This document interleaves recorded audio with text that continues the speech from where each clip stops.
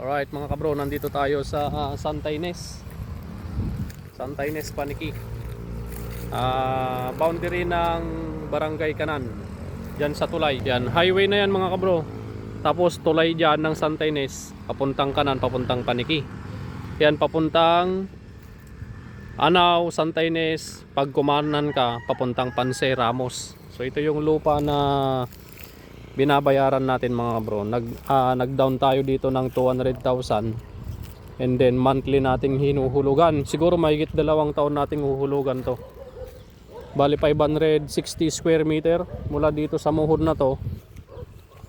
Ayan, itong muhon na to hanggang doon sa pader na yon. Tapos may muhon doon mga kabro. Ayan yung namumuti na yan, oh.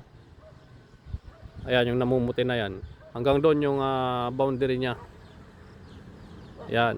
Tapos kung makikita nyo yung dalawang kondon, si misis ko at saka yung anak ko. Ayan, may mga poste dyan na nakatayo. Diretso yan hanggang doon. Yung sa atin hanggang dito sa gilid. Yan, dito. So maluwang na rin to, 560 square meter. Pero hindi siya pa kudrado. Pahaba siya mga kabro hanggang doon sa dulo mga kabro. Ayan. Bali dito may tinanim na si Brother Leomar na malunggay muna pansamantagal. Dito natin i-invest yung kinikita natin mga kabro. Ayan, para one day dito na tayo magpapatayo ng sarili nating bahay. And at the same time, at kalooban ng Panginoon, dito na rin tayo magsashop. Dito sa Barangay Santa Ines. Ayan, may right of way dito na 3 meters. Ayan, 3 meters right of way. Tabi ng daan mga kabro yung sa atin. Ayan yung lupa na yan.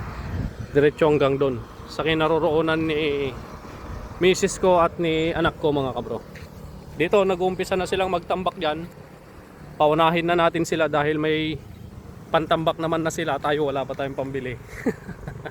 Tsaga-tsaga muna. Bayaran muna natin tong lupa na to. Para pag natapos na nating bayaran, pwede na tayong magtabon. And then magpader. Siguro pader muna bago tambak. Mas maganda. Tara na. Ayun sasakyan natin mga kabro. Punta tayong Ramos.